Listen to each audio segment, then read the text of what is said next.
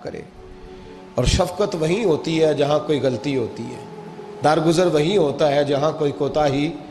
عورت اطاعت کرے، فرما برداری کرے، اس کو حکم ہے. خاوند درگزر کرے، شفقت کرے، اور کوئی کوتاہی دیکھے، کوئی غلطی دیکھے، اس پر پردہ پوشی کرنے کی کوشش کرے.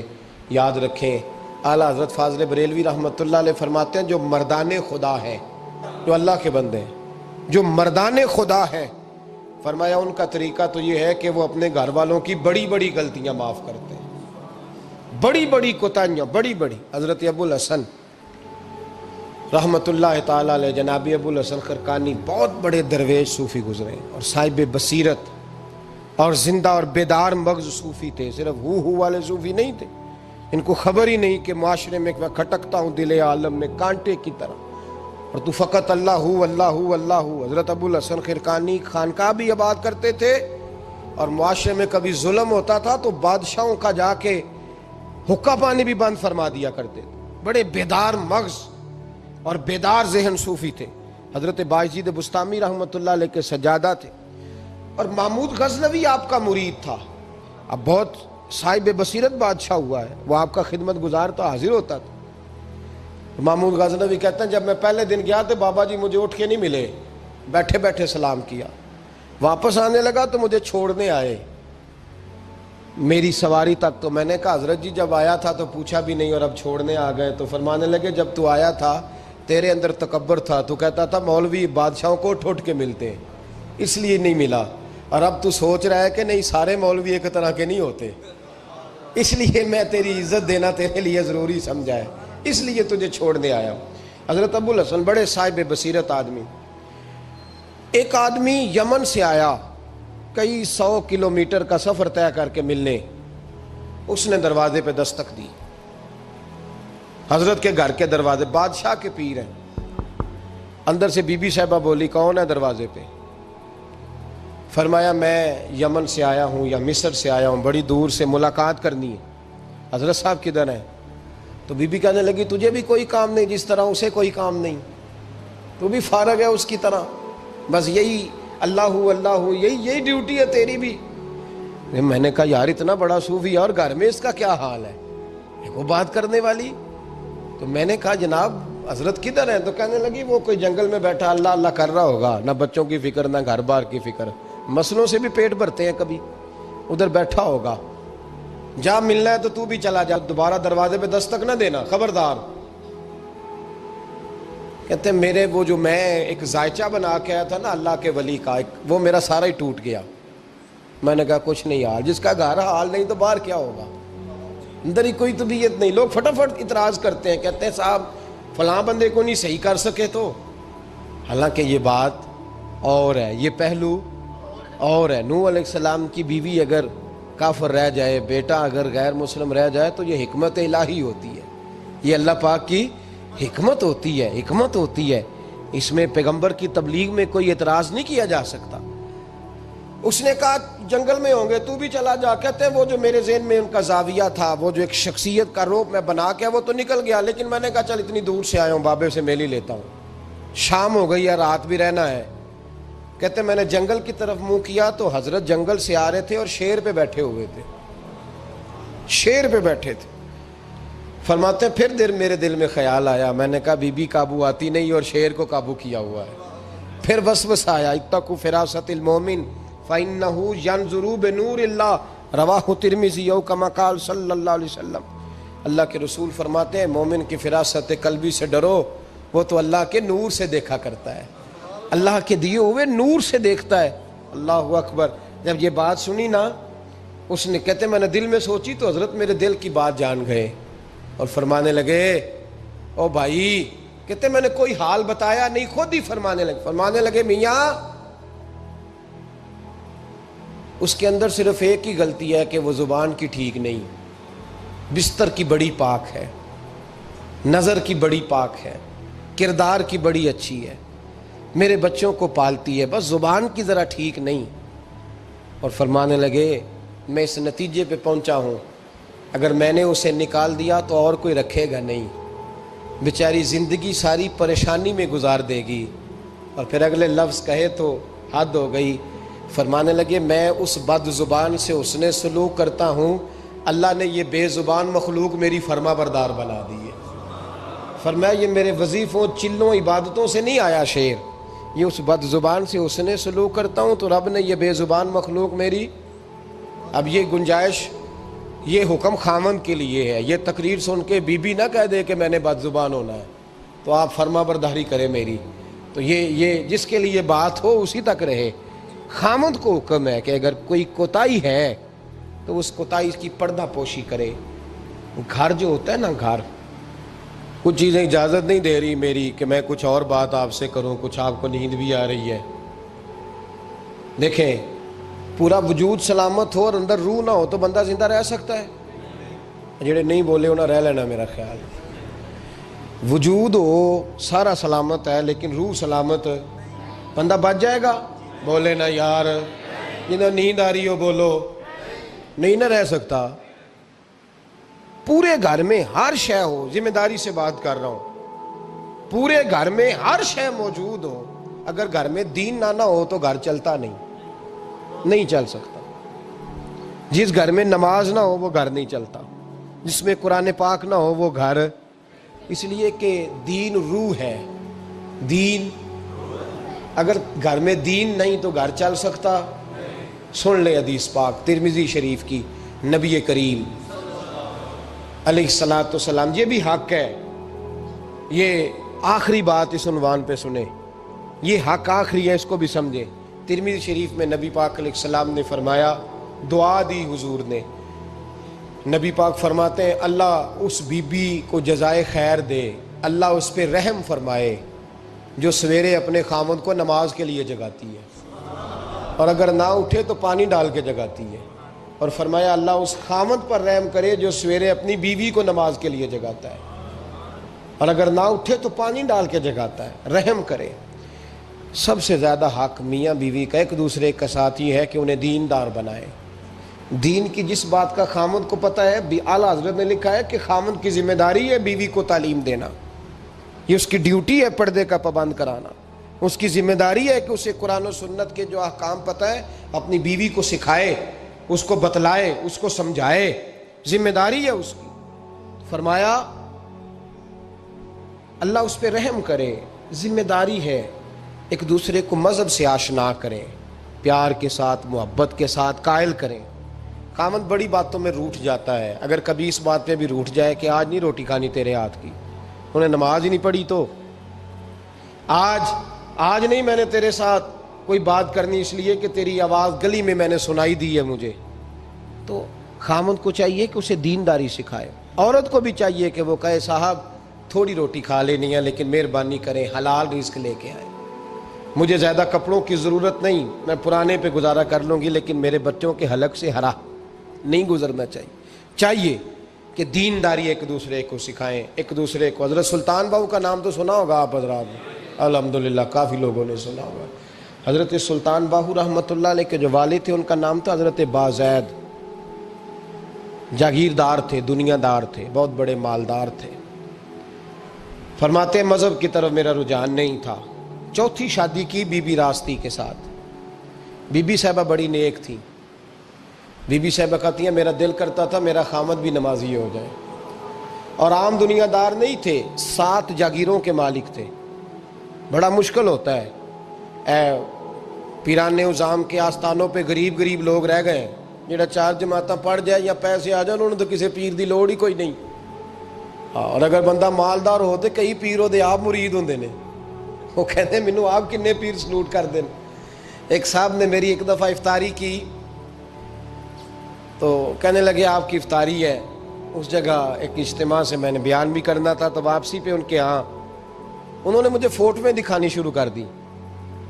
اب یہ بھی ایک مسئلہ ہے نا، کیا کہتے ہیں اس کو، سیلفی جی، بڑے بڑے سیانے بندے ساری دیہڑی یہی کام کر دے رہے ہیں اور کم ہی کوئی نہیں سرے، تو وہ مجھے تصویریں دکھانے لگے، اے پیر صاحب دی بھی میں دعوت کیتی، اے پیر صاحب دی بھی میں دعوت کیتی، اے پیر صاحب دی بھی میں دعوت کیتی، اے پیر صاحب دی بھی میں دعوت، 14-15 پیر مجھے گنوا دیے۔ تو کھانے تو بعد مینوں کہنے لگے کہ تسی دوبارہ کدوں آؤ گے؟ میں کہا جدوں تسی 200 بندے نوں میرا بھی نام دس لو گے ادوں آ جاؤں گے۔ اب مالدار آدمی ہے نا. تو اب بعد میں مجھے ایک دو دفعہ انہوں نے فون کیا, میں کیا وہ بڑے بڑے پیران دے اس لسٹ میں اپنا نام نہیں شامل کرانا چاہتا. میں نے تو نہ چھوٹے چھوٹے جی رہن دے بھائی, ہم بچتے ہیں اس کام سے, بچتے ہیں ایسے آدمی سے.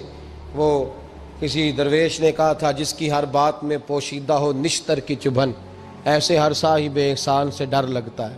بچنا چاہیے. تو مالداروں کے تو آپ بڑے مرید ہوتے ہیں, کئی پیر حاضریاں دیتے پھرتے ہیں, کہیں مولوی دستے نگر ہوتے ہیں, معاذ اللہ. اللہ خودداری اور عزت نفس عطا کرے, آمین تو کہہ دیجئے. دینداری کے اللہ توفیق عطا فرمائے. تو بہت بڑے جاگیردار تھے حضرت سلطان باہو رحمۃ اللہ علیہ کے والد. بی بی شیبہ کہتی ہے نمازی بنانا تھا خاوند کو. کس کو؟ کس نے بولے؟ کس نے نمازی بنانا ہے؟ اور بیوی کو کس نے بنانا ہے؟ پکی گل نے نہیں. میں کونسلر صاحب نو میں کیا ماشاءاللہ جیت گئے ہو؟ کہندے ہاں جی. میں کہندے جی کوئی حکم ہوئے تو میں دسو. میں کہ حکم ہے کہ تسی اپنے ہلکے دے بندیاں دی ڈیوٹی لانی, کیڑا کیڑا نماز حاضری لانی ہے, کیڑا کیڑا نماز پڑھنا ہوندا ہے تے کیڑا کیڑا نہیں ہوندا. کہنے لگے بڑے سیانے نکلے ہو, پہلا مینوں ہی وسیتے واڑ چھڑیا جی. میں جاؤں گا تے دوجیاں دی حاضری لاں گا نا. تو خاوند نمازی بنائے گا بیوی کو تو اس سے پہلے خود بنے گا تو بنائے گا نا جی. جی تو اگر خاوند کہہ دے تو پڑھیا کر, میرے پیچھے نہ لگی کیونکہ جنی کو تو پڑھنی اونی میں پڑھنی ہے نا. تو میں آج میں ایک دوست کو کہہ رہا تھا بچے وہ کام نہیں کرتے جو آپ کہتے ہیں. اور میں نے جمعے میں بھی کہا تھا بچے وہ کرتے ہیں جو ہمارا عمل دیکھ کے بچے چلتے ہیں, صرف بات پہ عمل نہیں کرتے. بی بی راستی کہتی ہے میں نے ٹھان لی کہ میں نے اس جگیردار کو, وڈیرے کو, اس موٹے بڑے چودھری کو میں نے نمازی بنانا اور بنا کے دکھانا ہے نمازی. بی بی صاحبہ کہتی ہیں کہ وہ جس خاتون کی بھی باری ہوتی تھی, 4 بیویاں ہوتی تھیں, وہ اس کا حق ادا کرتے تو بعد میں اپنی خوابگاہ میں جا کے آرام کرتے. ان کا جو خادم تھا ملازم, وہ رات کو دودھ کا پیالہ انہیں دینے جاتا تھا, سونے سے پہلے ان کے پاس دودھ کا پیالہ پہنچتا تھا. تو بی بی صاحبہ کہتی ہیں میں نے رات کو ملازم سے کہا دودھ دینے تو نہیں جائے گا, میں جاؤں گی. کہ میں آدھی رات کو دودھ کا پیالہ لے کے حاضر ہوئی. تو کیسے آئی؟ میں نے کہا بی بی ہوں, آ گئی ہوں, تو اب مہربانی کریں. میں نے کہا اگر اجازت دیں تو آپ کے پیر نہ دبا دوں. چل دبا دے. بی بی کہتی ہیں پیر دباتے دباتے میں نے کہا اگر اجازت دیں تو صبح نماز کے لیے جگا دوں. یہ نماز کی تبلیغ ہو رہی ہے. تو بابا جی پتہ کیا کہتے ہیں حضرت بازید, کہنے لگے تو مجھے جانتی نہیں, خبردار مجھے تبلیغ کرنے کی کوشش کی. اس گھر میں رہنا ہے تو سانس اونچا نہ لینا, پتہ ہے تو کس کے ساتھ بھی آئی, خبردار. کہتے ہیں میں چپ کر کے آ گئی. اگلے دن پھر دودھ لے کے پہنچ گئی تو انہوں نے آنکھ کھول کے دیکھا میری طرف, پھر آ گئی ہے. میں نے کہا اب میرے خاوند ہیں, میرے سر کے تاج ہیں, پیر دبا دوں؟ کہ دبا دو. کہتے ہیں میں نے 10 منٹ پیر دبائے تو میں نے کہا اگر جان کی امان پاؤں تو فجر میں جگا دوں. میں نے جلال فرمایا. کہنے لگے تجھے کہا تھا نا کہ مجھے کسی کا مشورہ قبول نہیں, تو کون ہوتی ہے مجھے بات کرنے والی, چل دوڑ جا. بی بی صاحبہ کہتی ہیں میں 10 دن جاتی رہی. کتنے دن؟ انہوں نے سختی بھی کی, برا بھلا بھی کہا, اور کئی دن یہ بھی کہا کہ کل آئی تو پھر یاد رکھنا. کہتی ہیں 10ویں دن میں گئی تو حضرت بازید کہتے ہیں میرے دل میں خیال آیا یہ جان چھوڑنے والی نہیں, یہ باز نہیں آئے گی. اور چلو ہے بھی تو میری بیوی, غلط بات بھی کوئی نہیں کر رہی, کہہ بھی نماز کر رہی ہے. کہنے لگے اگر میں سویرے اٹھ جاؤں تو پھر دوبارہ تو نہیں آئے گی, تو دوبارہ تو نہیں آئے گی. یہ دیکھیں میاں بیوی کا آپس میں رشتہ. سویرے اگر میں اٹھ جاؤں نماز کے لیے تیرے کہنے پہ تو میری جان چھوڑ دے گی تو. بی بی صاحبہ کہنے لگی میں دوبارہ نہیں آؤں گی, آپ مہربانی کریں سویرے اٹھ جائیں. کہنے لگے چل تو میری بیوی ہے, ایک بار مان لیتا ہوں تیری بات, سویرے جگا دینا. بی بی راستی کہتی ہے میں پہلے سو کے اٹھا کرتی تھی, وہ رات میں سوئی نہیں. کہتی میں ساری رات رو کے گزار دی, ساری رات, اور بیدار رہ کے گزار دی. سویرے فجر کے وقت پانی گرم کیا, بغل میں مصلی لیا, خامد کو بیدار کیا, وضو کرایا, اور کہتی ہیں جب وہ اللہ اکبر کہہ کے سنتوں کی نیت باندھی تو میرے اس طرح آنسو گرے جیسے سیلاب آتا ہے اور دریا کا بند ٹوٹتا ہے. اور میں نے رو کے کہا مولا میرے اختیار میں یہیں تک تھا, میں مصلی پہ کھڑا کر سکتی ہوں, میں دل تو نہیں نہ بدل سکتی, وہ تیرے قبضے میں ہے, مقلب القلوب ہے, فضل کر اس کا دل بدل دے. فرماتی ہیں میں روتی رہی, 2 رکعتیں پڑھ کے میری طرف دیکھا تو فرضوں کی نیت باندھ لی، اور 2 فرض پڑھ کے پھر میری طرف دیکھا، کہنے لگے خبردار سویرے جگانے آئی تو۔ میں نے کہا جی نہیں جگاتی۔ میری طرف دیکھ کے کہنے لگے تو نہیں جگائے گی آج کے بعد میں تجھے نماز کے لیے جگایا کروں گا، میں تجھے جگاؤں گا۔ آپ فرمانے لگی وہ نمازی بن گئے، میں پہلے ہی نمازی تھی۔ جب ان 2 نمازیوں کا ملاپ ہوا تو اللہ نے سلطان باہو جیسا بیٹا عطا فرمایا، سلطان باہو جیسا بیٹا عطا فرمایا۔ میرے بھائی، میاں بیوی ایک دوسرے کو دیندار بنائیں گے، ایک دوسرے کو نمازی بنائیں گے، وہ ایک دوسرے پہ، اور کس طرح کا بڑا مشکل ہوتا ہے بیوی اپنے خاوند کی تعریف کرے، مشکل ہوتی ہے۔ اعلیٰ حضرت فاضل بریلوی رحمت اللہ تعالی علیہ کی زوجہ، ان کا طریقہ یہ تھا کہ وہ اتنی شناسہ ہو گئی تھی، اعلیٰ حضرت لکھتے تھے تو وہ واقف ہو گئی تھی، وہ کتاب کا اعلیٰ حضرت فرماتے تو وہی کتاب اٹھا کے زوجہ لاتی۔ اس زمانے میں قلم بنتے تھے اپنے ہاتھوں سے، لوگ چھری لے کے اس کے ساتھ قلم بنایا کرتے تھے، تو قلم بنا کے سیاہی رکھتی، کاغذ کئی دفعہ ڈانٹ دیتے، اعلیٰ حضرت کئی دفعہ ڈانٹ دیتے، لیکن اماں جی سنتی۔ وقت وصال آیا تو ایک دن فرمانے لگے حامد رضا کی ماں، تو نے ساری زندگی مانگا کچھ نہیں، تو نے میری بڑی نوکری کی، میرے دین کے کاموں میں سب سے بڑی مددگار تو تھی، چل کچھ چیز مانگ لے۔ جب دین کے رشتے ہوتے ہیں تو پھر معاملے بھی دینداری کے طے ہوتے ہیں، کچھ مانگ لے۔ بڑا کچھ مانگ لیتی ہیں نا بیویاں، بڑا کچھ۔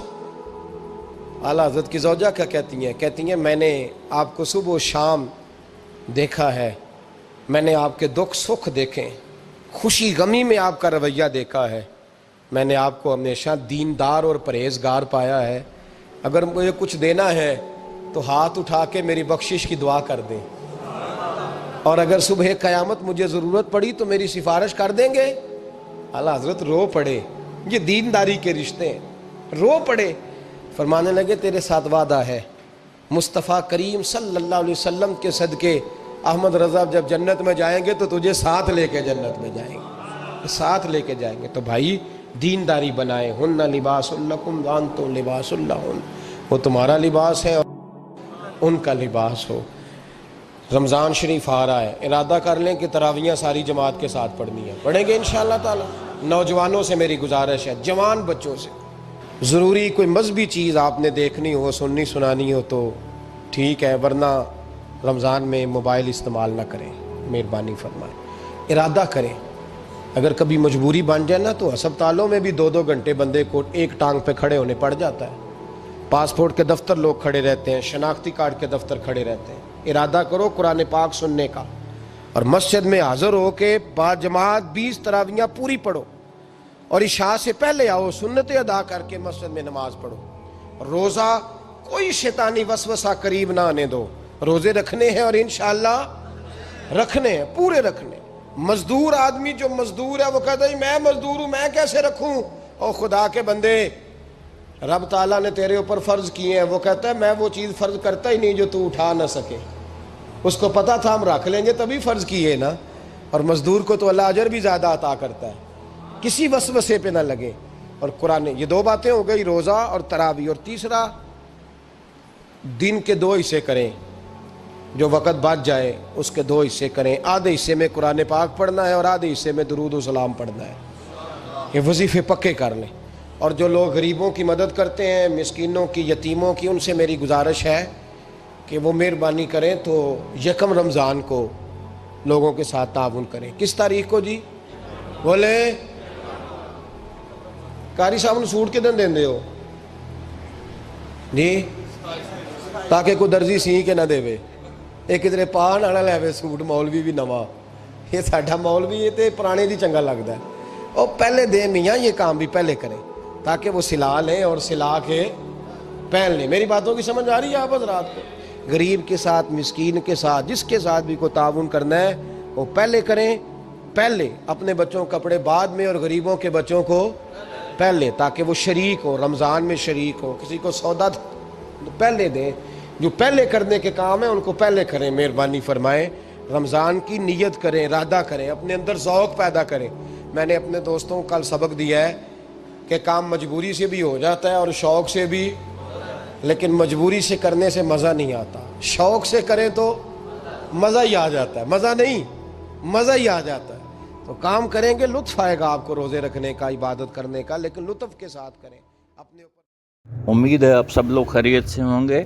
اللہ تعالیٰ آپ سب کو اپنے حفظ و امان میں رکھے, آپ کی جان میں, مال میں, عزت و آبرو میں خیر و برکت عطا فرمائے.